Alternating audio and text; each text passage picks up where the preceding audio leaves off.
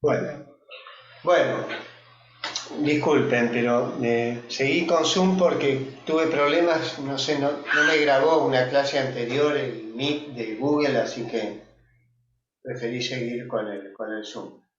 Bueno, vamos a seguir con este tema. Entonces, hablamos de las teorías sobre el origen de la vida, pero bueno, a partir del origen de la vida, ¿cómo evolucionó la vida en la Tierra?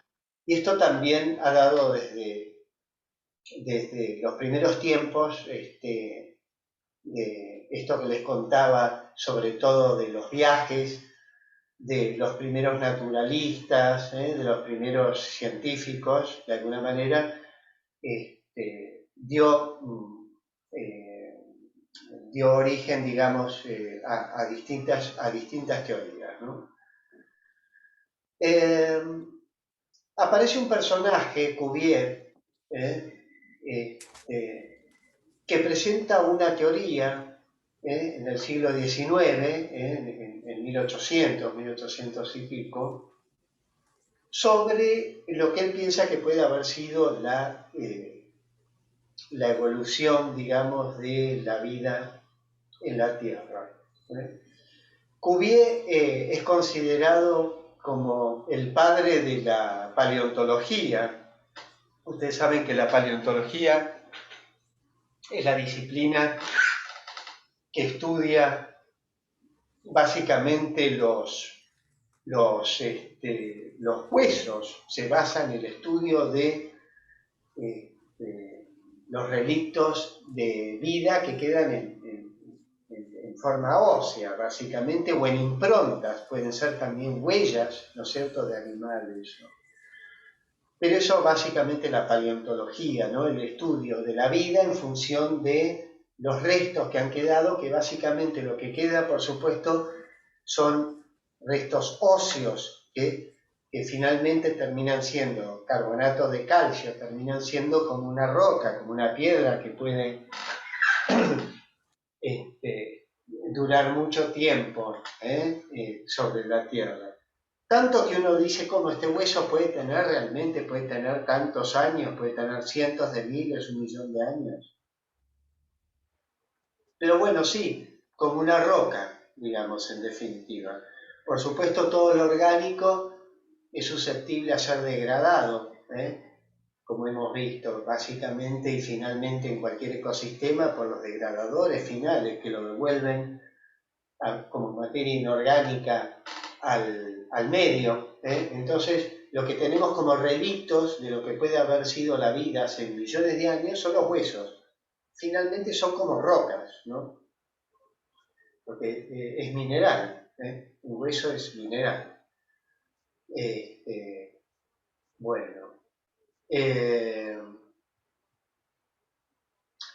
entonces, Cuvier lo que plantea es que hubo formas distintas de vida sobre la Tierra, pero sigue con la idea del fijismo, es decir, Cuvier dice, hay algunas formas de vida que no están ahora, porque yo veo estos huesos y estos huesos son de animales que no están hoy presentes. Este hueso tan grande, este fémur tan grande, es de un animal tan grande que hoy no hay en ningún lugar, ¿sí? Entonces, esto habla de que hubo algunas especies que existían y que hoy no, ¿sí? Esto habla de alguna cuestión que tiene que ver primigeniamente con las primeras ideas sobre la evolución de la vida en la Tierra.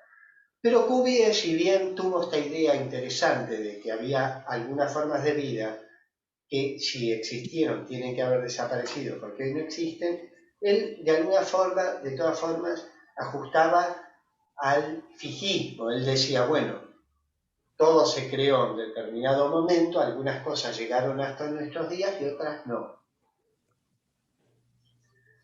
Pero todo se creó simultáneamente. Algunas cosas quedaron en el camino y otras cosas llegaron. Entonces empezamos a acercarnos a la idea de la evolución que actualmente nos acompaña, que tiene que ver con la teoría darwiniana, ¿no?, de la evolución, que vamos a ver en qué difiere de estos primeros conceptos sobre las ideas de la evolución.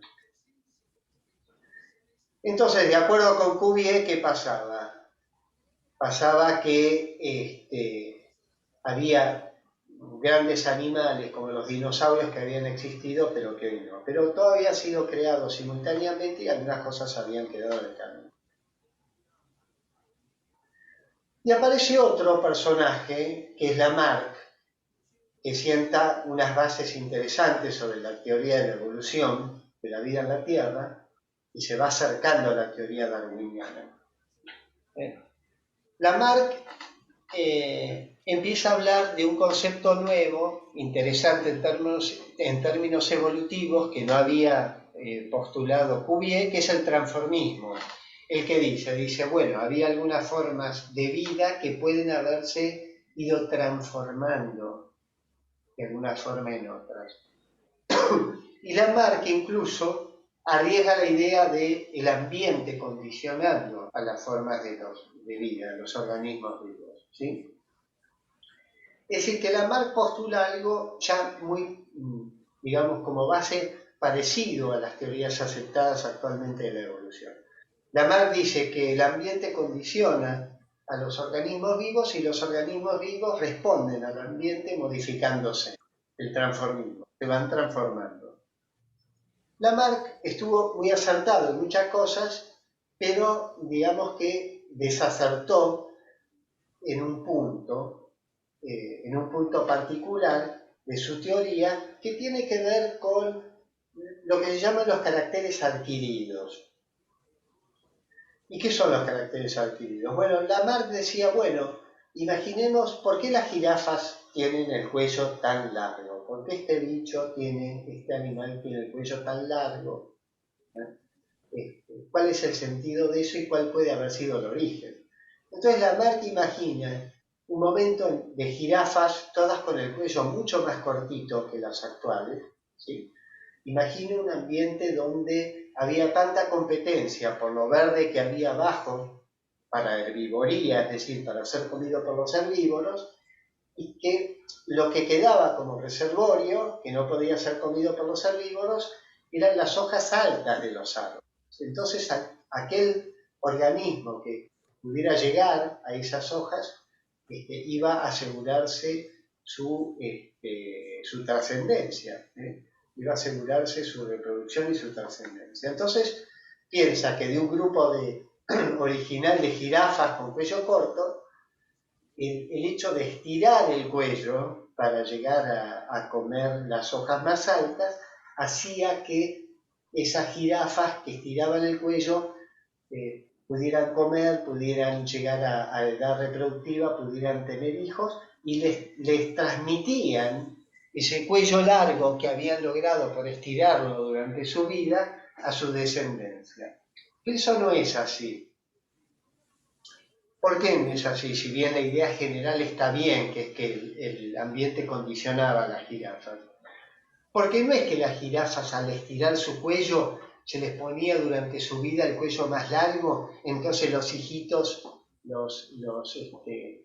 las crías de las jirafas ya nacían con el cuello más largo porque su mamá, su papá habían estirado el cuello. No, no. En realidad, como vamos a ver, esto obedece a otra cosa, que es que de un grupo original de jirafas donde no todas tenían el mismo largo de cuello, las que tenían el cuello más largo fueron las que podían alcanzar más las hojas y podían subsistir. Entonces, paulatinamente, aquellas jirafas con el cuello más largo fueron las que se fueron seleccionando y dejando paulatinamente de generación a generación jirafas cada vez con el cuello más largo y más adaptadas a ese ambiente.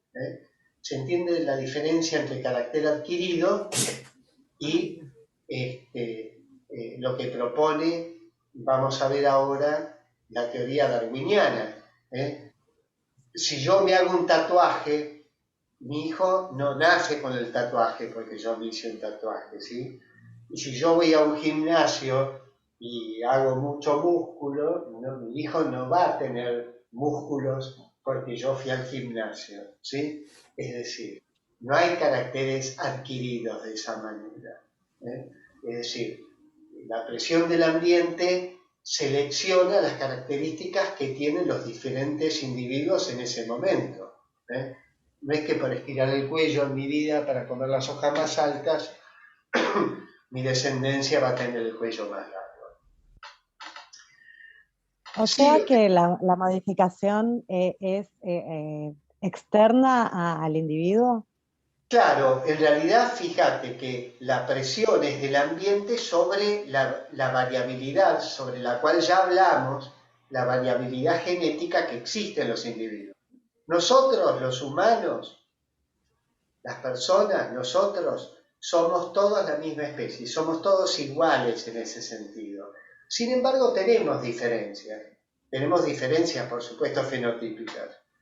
Más altos, más bajos, más flacos, más gordos, rubio, morocho, blanco, oscuro, es decir, hay una variedad muy grande y sobre eso, digamos, originalmente opera la selección. Es decir, la gran variedad que existe en nuestra especie, en la especie humana, de los distintos aspectos que tenemos en los distintos ambientes, las distintas caras, los distintos colores que podemos tener, son variedades. Todos somos la misma especie, todos nos podemos reproducir entre nosotros, somos la misma especie, somos iguales, pero estamos adaptados a distintos ambientes y ese es el origen de la variedad, de la distinta expresión de fenotipo, del distinto aspecto que tenemos, si se quiere, en conformación morfológica.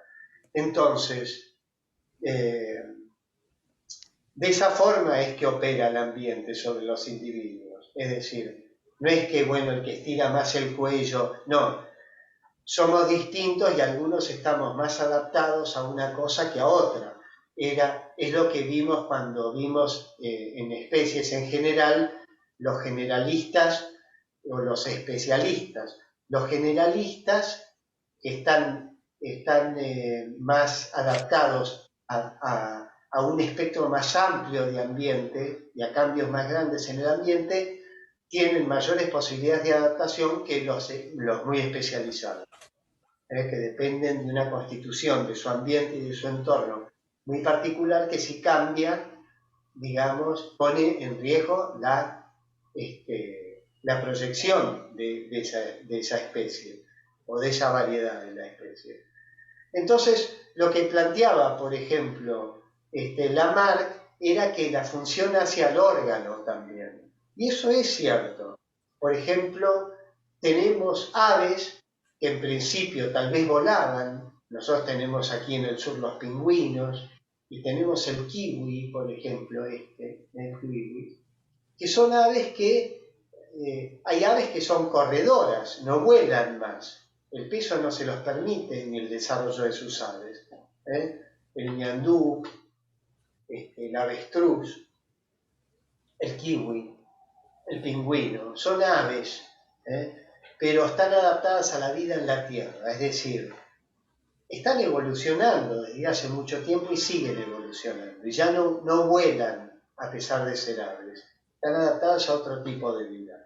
Entonces, la función y la presión del ambiente y la adaptación al ambiente va especiando, va haciendo, digamos, a la aparición de las distintas frecuencias de fenotipos, es decir, de expresiones de los genotipos en las generaciones sucesivas.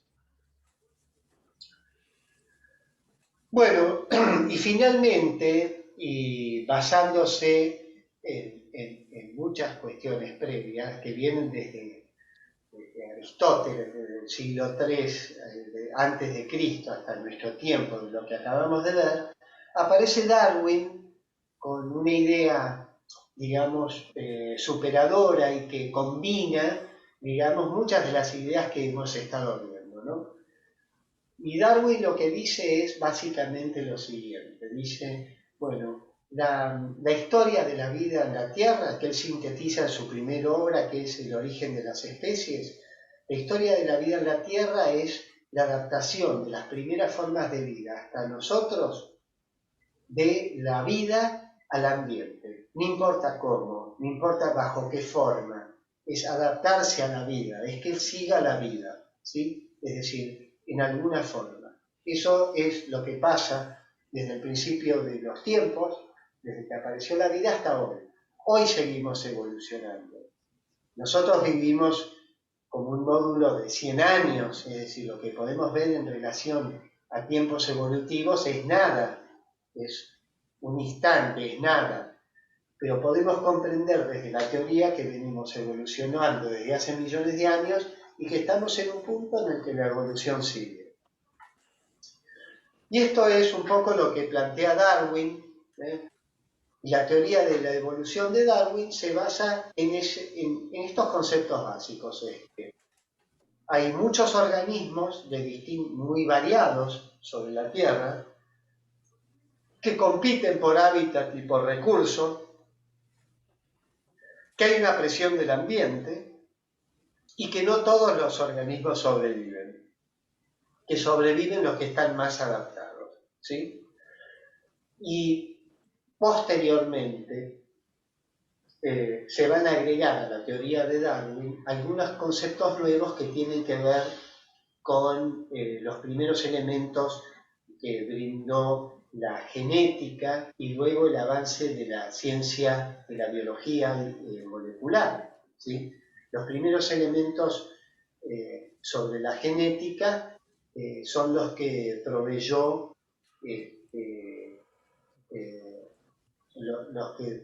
en su momento.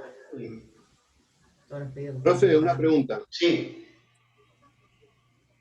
De ser así, entonces, ¿la extinción es parte de la evolución?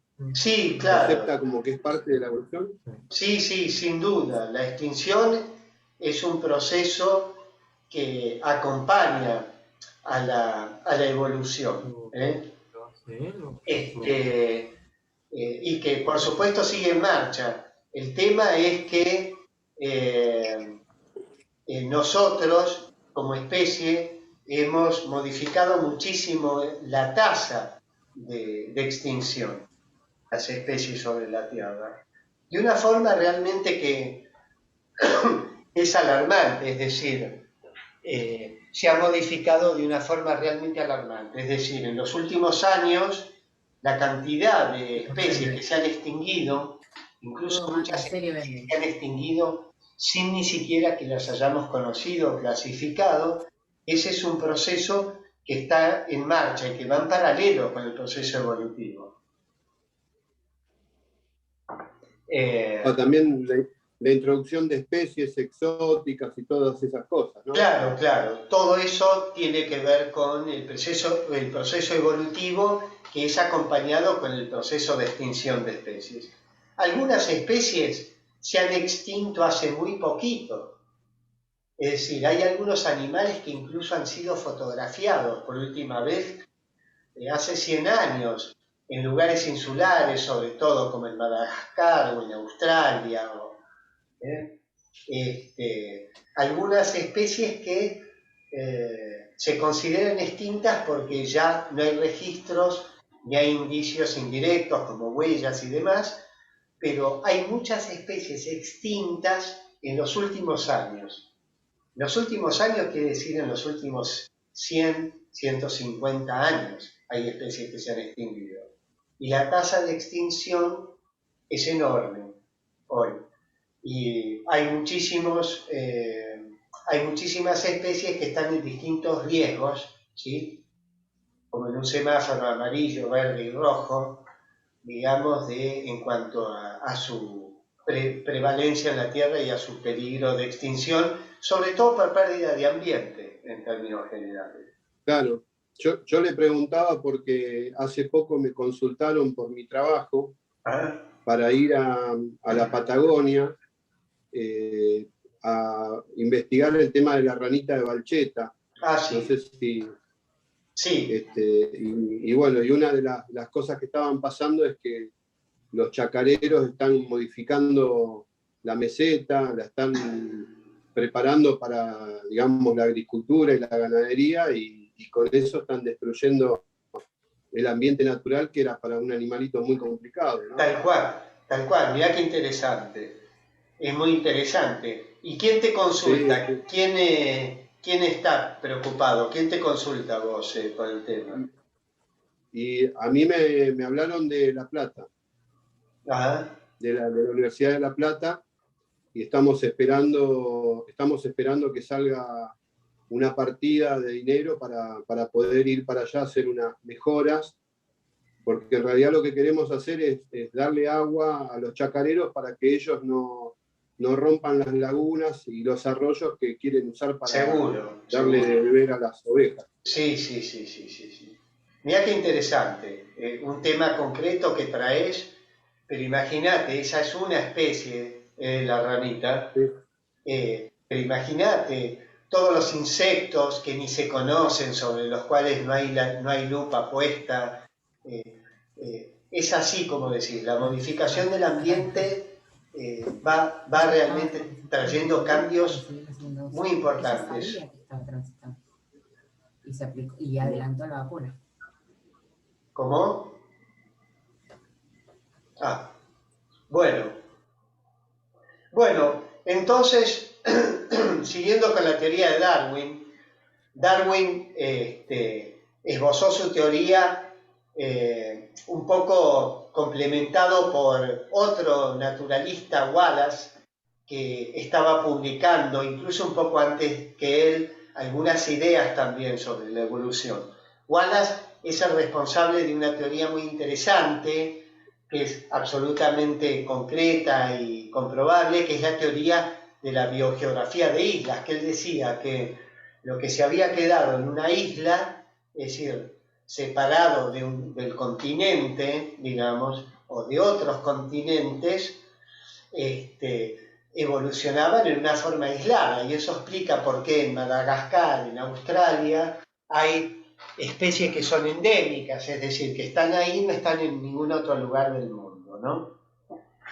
Entonces, todas estas ideas dieron origen a la teoría más aceptada hoy de la evolución, que es la teoría de la selección natural de Darwin-Wallace, que está complementada por las teorías moleculares actuales. Ahora vamos a hablar de qué se trata eso. Bueno, en su momento, por supuesto que Darwin tuvo muchas críticas, ¿no? Nosotros no descendemos del mono, o de los monos, o mejor dicho, de los simios, sino que los primates, que somos una familia y muchos géneros, digamos, de organismos, descendemos de un organismo común que sí dio origen, tanto a nosotros, a una línea evolutiva que somos lo que somos hoy, los Homo sapiens, que venimos derivando también de otros homínidos, y también a los monos o a los simios. Es decir, no es que venimos directamente de un mono, sino que los monos son hermanos nuestros, venimos todos de un ancestro común, ¿sí? Y les señalo de nuevo que comparando ahora molecularmente, comparando el ADN de todo lo que está vivo sobre la Tierra, lo que más se nos parece, si comparamos nuestro ADN, y comparar el ADN nos dice de dónde venimos, nos dice con qué estamos emparentados, con lo que más estamos emparentados como especie es con el chimpancé. O sea que el chimpancé, según los registros, digamos, fósiles, pero además de los registros moleculares, sería nuestro hermano más cercano, ¿no? Es decir, venimos de un ascendiente común, y los simios o los monos, que son los simios con cola, digamos, serían parientes nuestros, ¿no? No es que venimos de ellos, sino que serían hermanos evolutivos nuestros. Bueno, un poco lo que se plantea acá en esta filmina es eso, ¿no? Que la evolución, como venimos hablando, es un proceso abierto. Es decir, las especies siguen evolucionando y se siguen extinguiendo. O sea que nosotros en esta vida corta que tenemos en términos evolutivos, podemos ver y mirar un poco lo que pasó, pensar un poco en lo que va a pasar, pero lo cierto es que toda la vida viene evolucionando desde hace mucho tiempo. Nosotros estamos en un momento en el que todo sigue evolucionando y esto es abierto. Es decir, porque todo se sigue adaptando a cómo evoluciona el ambiente. Según cómo evolucione naturalmente el ambiente y lo que hagamos nosotros con el ambiente, va a condicionar, digamos, cómo va a seguir la vida sobre la Tierra y cuándo. Bueno, lo que planteamos entonces es, de alguna forma, que los cambios en el ambiente pueden determinar que una determinada especie siga evolucionando o se extinga, y eso tiene que ver con de qué manera, lean esto ustedes después, puede esa especie adaptarse. Esta adaptación tiene que ver con estrategias de alimentación y tiene que ver con estrategias de supervivencia. Puede tener que ver con predadores y esto hace a las estrategias que pueden tener que ver, por ejemplo, como ustedes van a leer después acá, con estrategias de camuflaje u otras estrategias que permitan, digamos, asegurar la subsistencia de una determinada especie y de una determinada variedad de esa especie. Bueno, ¿y cuáles son las pruebas que existen o que pueden de alguna forma apoyar la teoría de la evolución? Bueno, hay pruebas que son anatómicas. Habíamos hablado de Cuvier, el hecho de que existan huesos que pertenecen a formas de vida que no existen sobre la Tierra, nos habla claramente de que existieron otras formas de vida que no existen, ¿sí?, que se originaron y que se extinguieron. Esto nos habla de alguna evolución. Es decir, desde las formas primitivas hubo otras formas de vida que existieron y que ya no están, y existen las actuales. Es interesante el concepto de órganos homólogos y análogos. Órganos homólogos son los que tienen una estructura similar, es decir, pero cumplen distintas funciones. Por ejemplo, todos los mamíferos, si ustedes comparan nuestra mano con el ala de un murciélago o con la aleta de una ballena, y acabo de nombrar 3 mamíferos, van a ver que en una radiografía van a ver que los huesos, si bien pueden ser más largos, más cortos, más anchos, una mano humana, un ala de murciélago o una aleta de ballena tienen los mismos huesos modificados. Es decir, el murciélago, la ballena y nosotros venimos de algún ascendiente común. Y esos órganos que les nombré son homólogos. Es decir, si bien tienen la misma estructura, es decir, vienen de una misma cuestión estructural original, actualmente cumplen distintas funciones. Una mano para agarrar, una aleta para dirigirse en el agua y las alas del murciélago para volar. Órganos homólogos. Los órganos análogos, en realidad, son órganos que, si bien tienen una estructura muy distinta, cumplen la misma función. Es distinto de lo anterior y es un resultado evolutivo también. Por ejemplo, un ala de murciélago, un ala de un insecto, de una libélula, no tienen nada que ver, pero las dos sirven para lo mismo. Por eso se llaman análogos.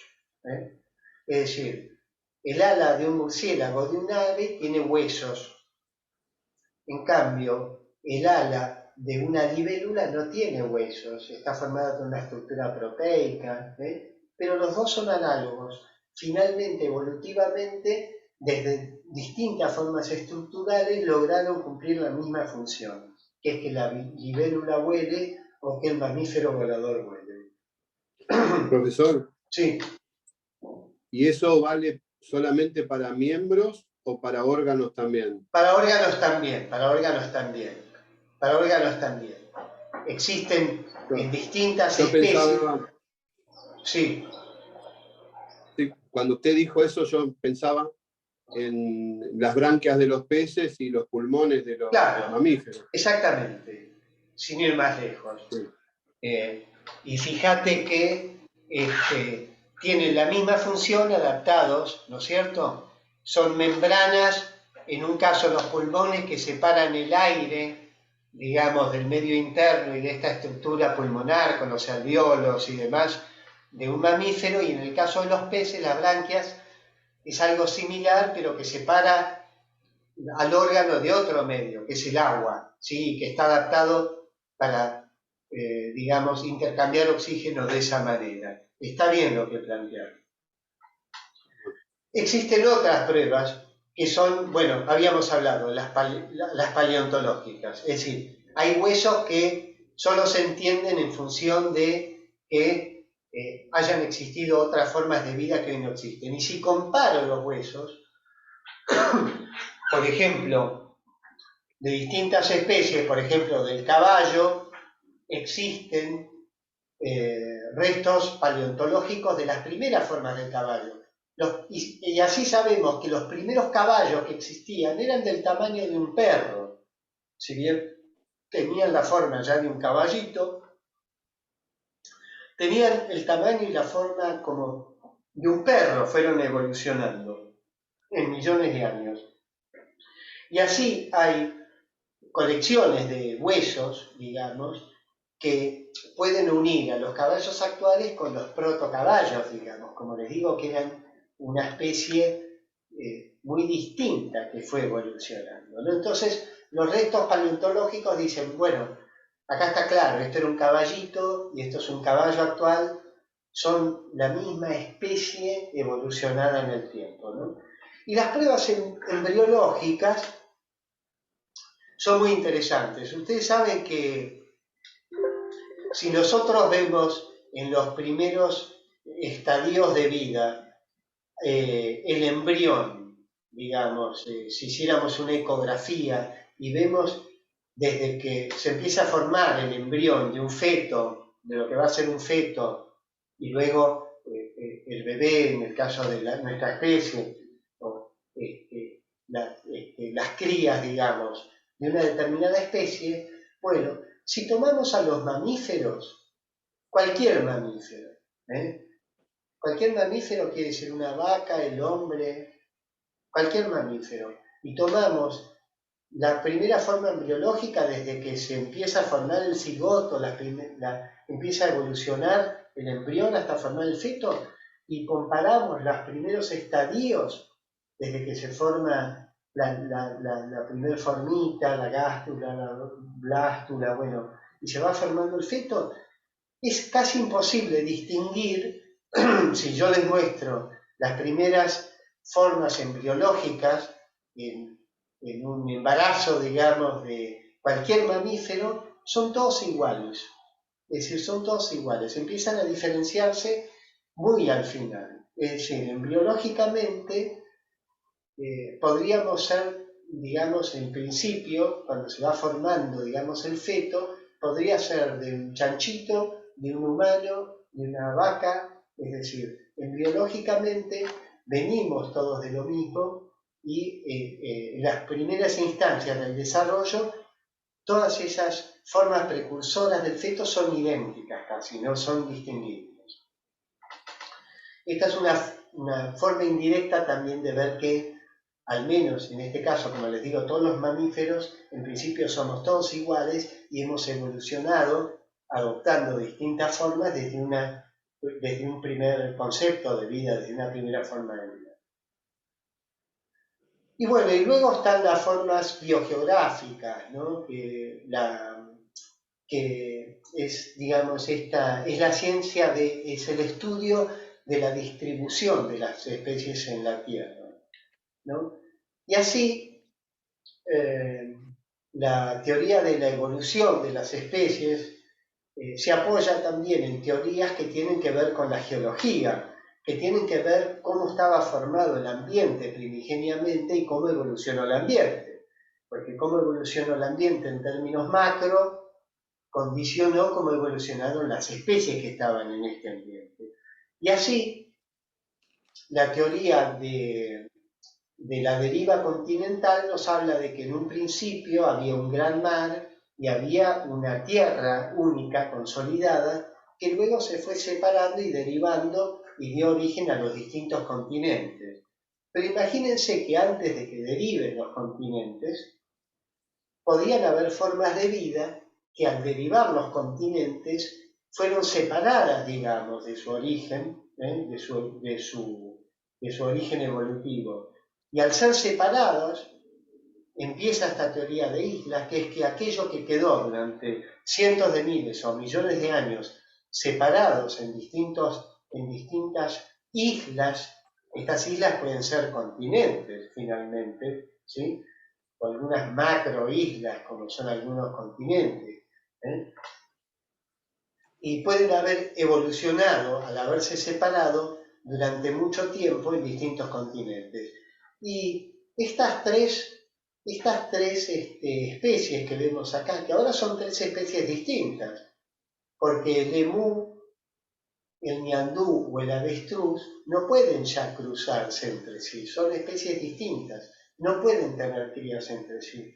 Pero miren qué parecidos son, a pesar de ser tres especies distintas, y qué interesante que se encuentren actualmente en tres continentes distintos, ¿no?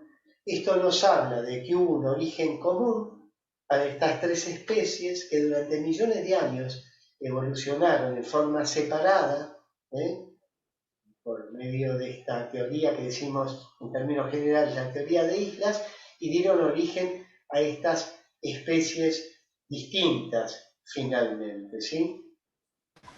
Y para terminar... Perdón, profe. Sí. Sí, Queda un minuto, un poquito más de un minuto. sí. ¿Se corta? No, sí, volvemos a intentar, está muy interesante. Ya estamos terminando. Como para... con esta clase. ¿O no? ¿Cómo? Disculpame. Decime. Ah, ok. No, pues sí vamos a charlar algo social, como un repaso general, algún punteo. Sí, eso lo podemos convenir, por ejemplo, el viernes va a haber un encuentro con la próxima, pero ¿qué les parece si planteamos, por ejemplo, para mañana un nuevo encuentro para repaso, para los que quieran? Sí, por mí está bien. Sí, profe, para mí también. Sí. Bueno, la idea de hoy era... Sí, profe. Que tuvieran esta clase. Los invito entonces, si quieren, mañana a esta misma hora que ustedes traigan las dudas que tengan y todo lo que quieran que conversemos sobre todo lo que vimos a esta hora. Esta clase está terminando, justo se termina la clase, y los invito a ustedes a que repasen y traigan las consultas que quieran y que tengamos un encuentro entonces, ahora sí, para que ustedes hagan los planteos que quieran y yo responda. ¿A las 6, profe? Sí. ¿A las 6 de la tarde también mañana? ¿A las 6 les parece? Perfecto. Sí, perfecto. Bárbaro. Avísenle